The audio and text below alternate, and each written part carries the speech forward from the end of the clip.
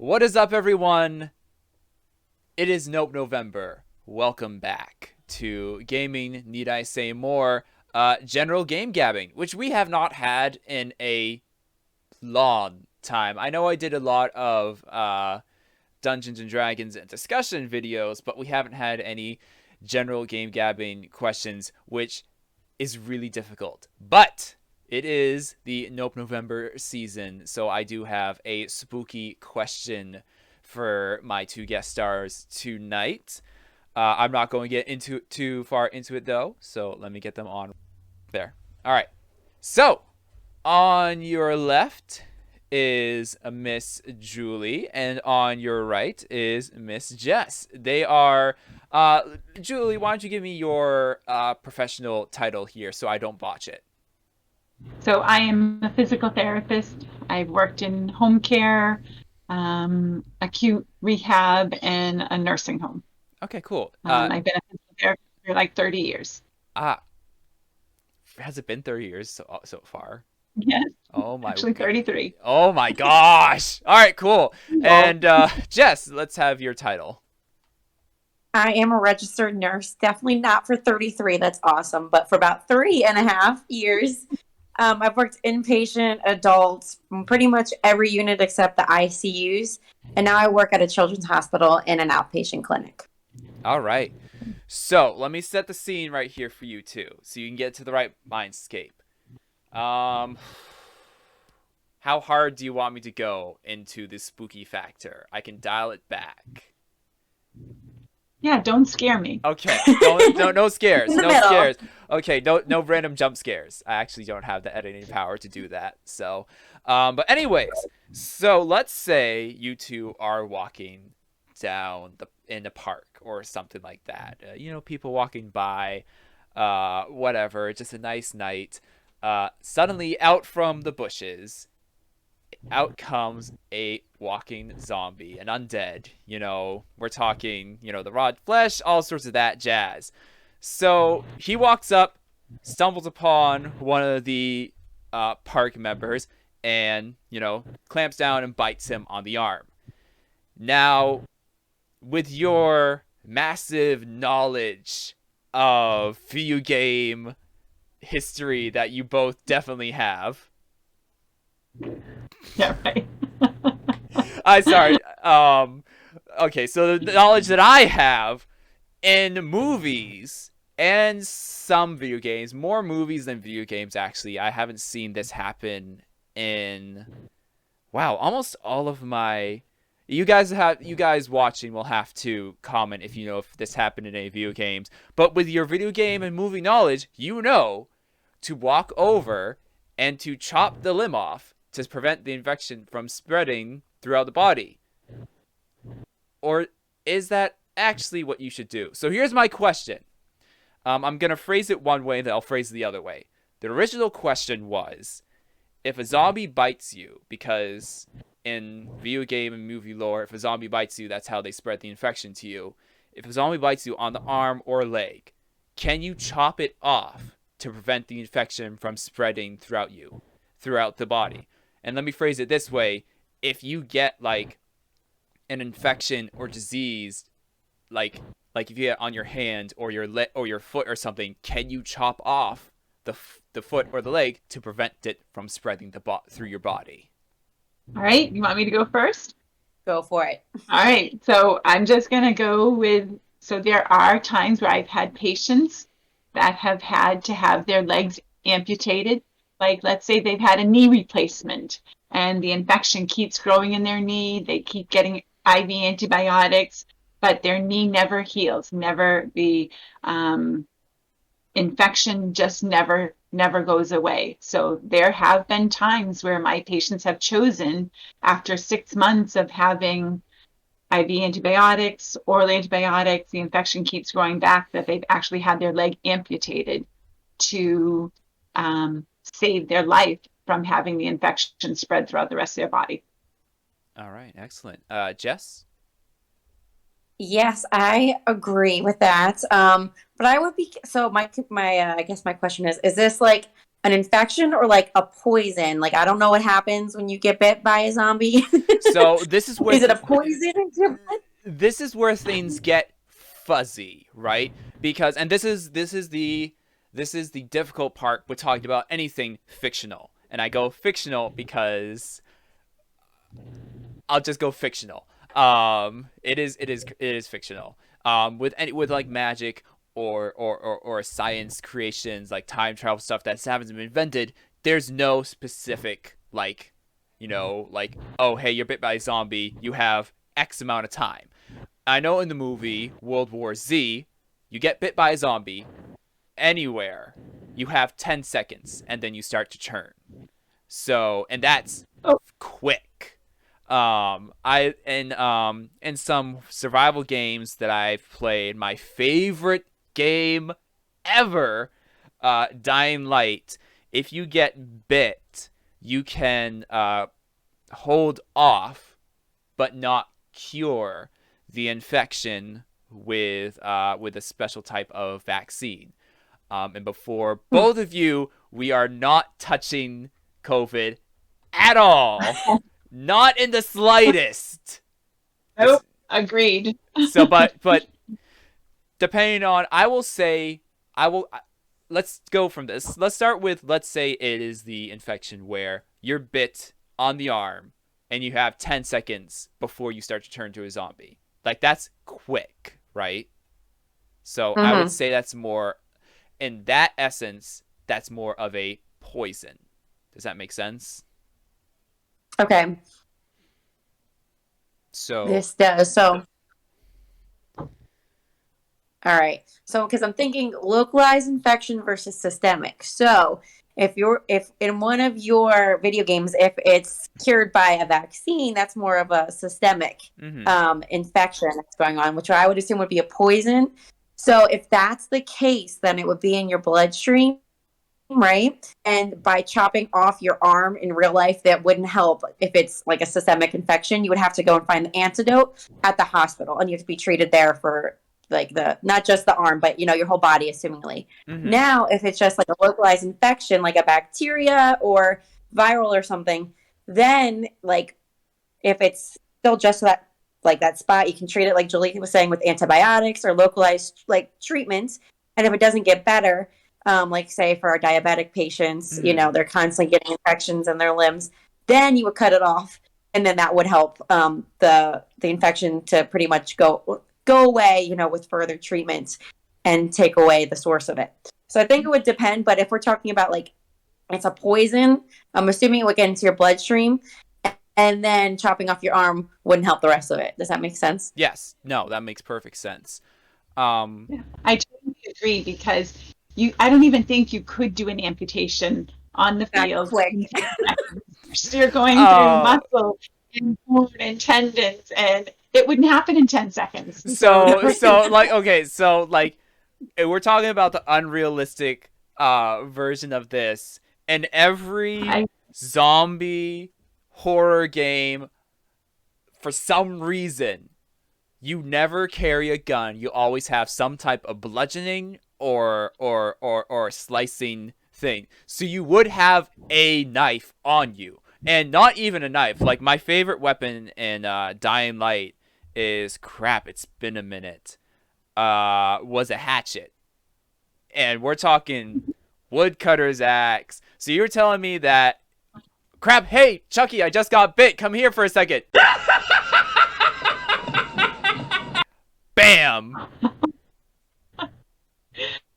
I suppose that would work. I suppose, and then you got to tie it off so that they're not bleeding out. So yes, you could kill them one way or the other. Yeah, and I'm a security guard, and I have that train. Tourniquets is not a 10-second thing. I'm gonna look it up after this, and I'll post the record time for someone to set up a tourniquet, because I don't know what it is on the top of my head. I think it could be longer than 10 seconds. But going back, it is not a localized. It spreads, right? So I guess what I'm more trying to focus on here is, if you know that you have it, like you're bit right on your hand. I'm gonna stay with my hand because I can show my hand. I can't show my foot. If you're bit on your hand, and do you for like typical? Let's base it off of typical infectious diseases today. If you know that you have it, that you got cut like with like a rusty nail or something like that, and you have it, and you're out in the wilderness, you're doing some type of like we're in a survival thing, and you're desperate to win. Could you stop it from going through your body by cutting off your arm? Yeah, I mean, I think you can. I think you could, like, if you get bit and you choose immediately to take it off. I don't think I don't think you'd have a choice though. It would have to be immediate. Yeah. I don't think you could like you'd have to know that you'd have to have made that decision up front before any of this happened, with the knowledge that if I ever get bit, I'm going to remove it immediately. Mm-hmm. I mean, and going back to the fake things, all this, again, it would have to depend on which movie genre or video game thing. Depending on what it is not a fun transformation. It is painful and it is slow. Besides World War Z, it takes time. Resident Evil is one of them. It takes time. Like you actually hang out with a guy, and for the longest time, he's good. He's chill, right? And then a little bit towards like a quarter into the game, he's groaning and whatnot, and then you walk back to where he is and he's not there and he's a zombie. So it's like it does take time in some things. It is a infection. So if we're talking more, you know what? If we're talking realistic, like disease, whatever, Resident Evil would be the best way to go off of, because it is you get bit, and then we're talking couple hours. At best, you start seeing the signs, and then a couple hours more, you're a zombie. So, yeah.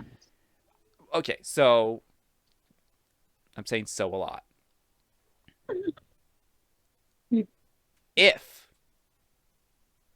What is like the average speed of a disease going through your system? Like, would you even have enough time? Like you said, you have to be immediate, but like, how immediate are we talking? Are we talking 3 seconds? Are we talking you have a minute?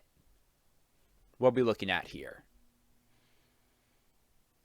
I think it depends on the factor. So if you're thinking of like a rusty nail or something like in your skin, I think that would take a couple of days actually for that bacteria to spread from that like that localized, like that hand, that foot, whatever, to get into your blood and then really cause like systemic like illness, if you will. Mm-hmm. But then again, if you're like a flesh-eating bacteria, that's going to be quicker, than a couple days that you'll see the effect of it. So I think it depends really on what you're infected with, that it could take a couple hours to a couple days. Back up a minute. Flesh-eating bacteria, what?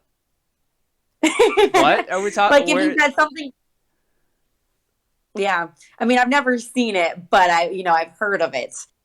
So if it depends on the bacteria you've got really, like how is it resistant to treatment and antibiotics or antivirals or whatever it is, or do we have a pretty good treatment for it, Okay. So like, what'd you say it depends on how aggressive the bacteria is, like mm-hmm. and that's what I was about to ask is like on average, let's talk about like the most aggressive whatever. How quickly does it take to spread? Well, I think like Jess said, the flesh-eating bacteria, that spreads quickly. There are people that have died from that because they were not able to get treated quick enough, and I don't think they even knew what was going on, probably. Okay. Mm-hmm. But like the rusty nail, that's not quick. Okay. That's just, it takes a while to get into your bloodstream. Okay, and we're talking days. Days, absolutely. Yeah. Okay, and then the flesh-eating bacteria, which I do need to know what this is. Are we talking like leprosy, like flesh-eating, or what are we talking about here? So it definitely is something that you pick up outside. There was a run of it a couple of years ago. You were hearing more of it. I haven't heard of it more recently, probably because COVID took over. So, but we're not going there. I haven't heard of like any like common colds or things like that. Like you know, every other like day I would hear about, oh, there's like a cough going around. I haven't heard anything about that. Yeah. It's like, it's honestly like, well, it sucks. At the same time, it's nice. It's nice. I mean, I'm not hearing about a whole lot of diseases. Last year, the flu. Yeah. The flu, there was no flu last year because of COVID. But anyways, we're not talking about... yes, we're not talking about COVID. That's right. And not that like I'm quick rabbit hole. It's not that I don't not care. I do care. But there's just so many views about it, and I don't want to throw mine into the mix and get a whole bunch of controversy on it. We're talking about mythological, not real diseases. And here's this. So, with what you're saying about the rusty nail and what you're saying about the flesh-eating bacteria, let's say that the Resident Evil zombie virus, crap, it's gonna escape me. I think it's called the T virus. Julie, you watched those movies, haven't you? Way back when? I think I actually slept through them. Ah, okay, whatever. I'm still surprised that I'm still surprised you actually attempted to dabble in Resident Evil. I'm quite impressed. But the T virus, you get bit. We're talking. Man, I'm gonna have to look it up. I should have kind of prepared for this. But we're talking like a couple hours, and they turn into zombies. So, with that in mind, if it's a slow, because with what you're saying with the rusty nail, that takes a couple of days. Could I even classify that as slow, or would that be classified as quick if we're talking hours? Well, I think you're probably comparing it more to like the flesh-eating bacteria. Mm-hmm. If it's in hours, then to me, that kind of bacteria is more like the flesh-eating bacteria. Okay. It's not a syndrome. Yeah. Okay. So then in that case, with that in mind, if it is a couple hours and you know that it is like injected or you got bit on the arm, could you cut it off to prevent it from spreading? Or are you just good luck? I think it depends. Is this a virus or a bacteria? I don't know. So it's I don't know. It's non-existent, and that sucks. But since you said virus though, it is the T virus. Virus. That's what I was going off of, right? There we go. I think it differs based on that. If it's a bacteria, you might be able to chop off your arm, end it there, because the bacteria takes a little bit of time to get into your bloodstream and then change everything going on. But if it's a virus, that immediately is a bloodstream thing and causes an immune response. And unless you have see that? And unless you have like a vaccine, it's pretty much like, say you get like common cold and some of these things are viral. It's just supportive care. So there's really not much you can do for it.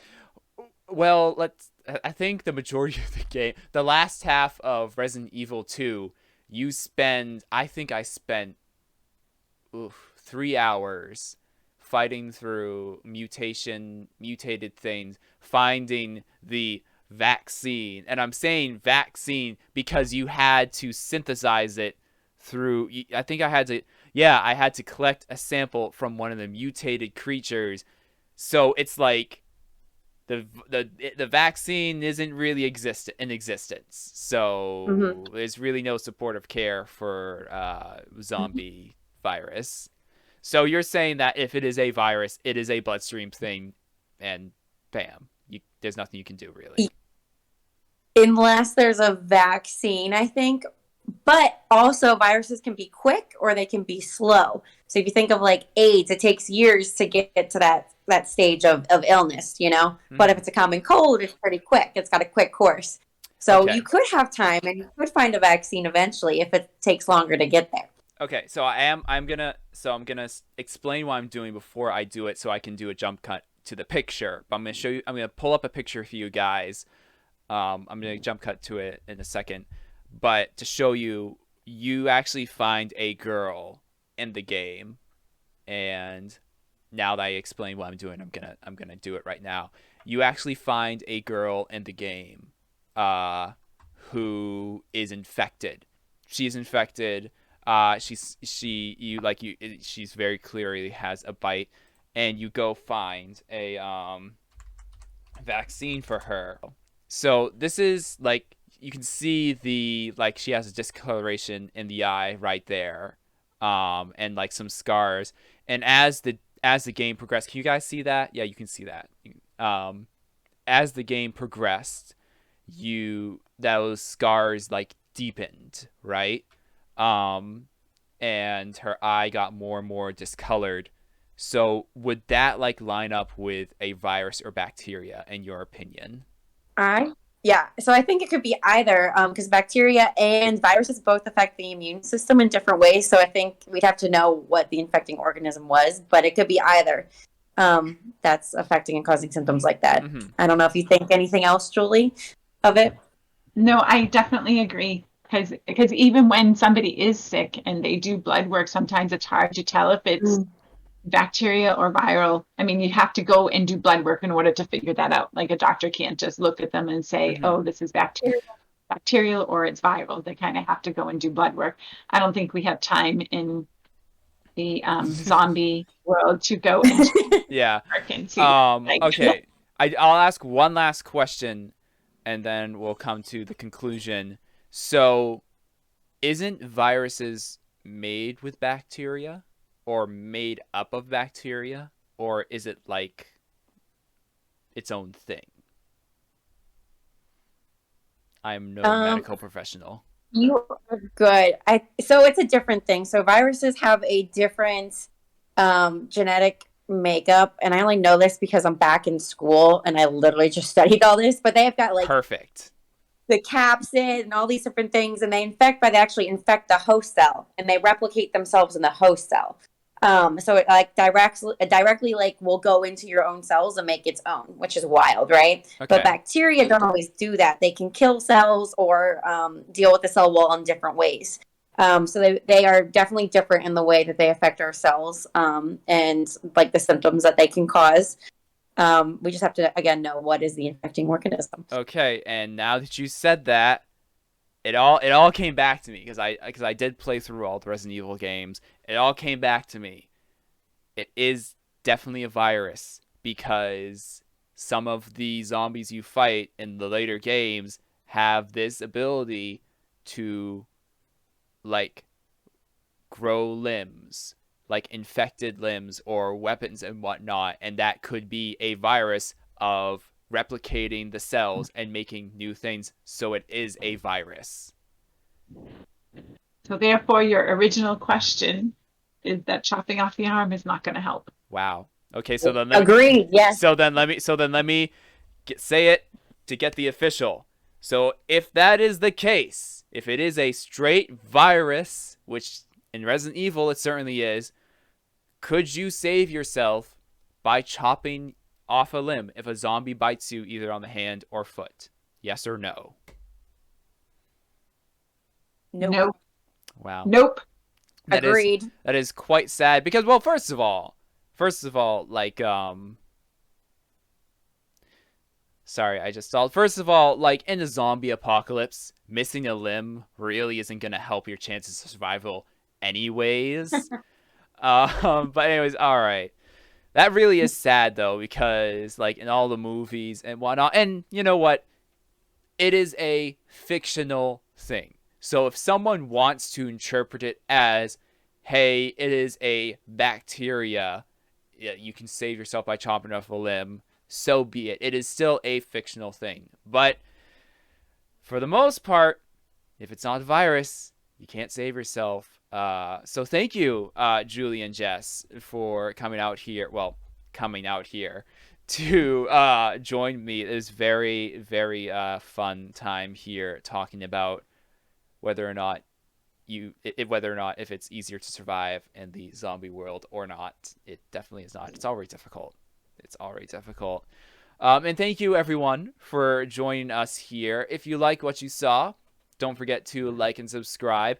And just keep in mind that, if you're walking through Raccoon City, just don't get bit, period. You probably won't have a fun time. All right. Thank you, Julie and Jess, for joining me. Say goodbye. All right. Goodbye. Bye. Thanks for having us. No Thanks for problem. having us. And for everyone watching, it's Nope November. Rejoice in all things that make you say.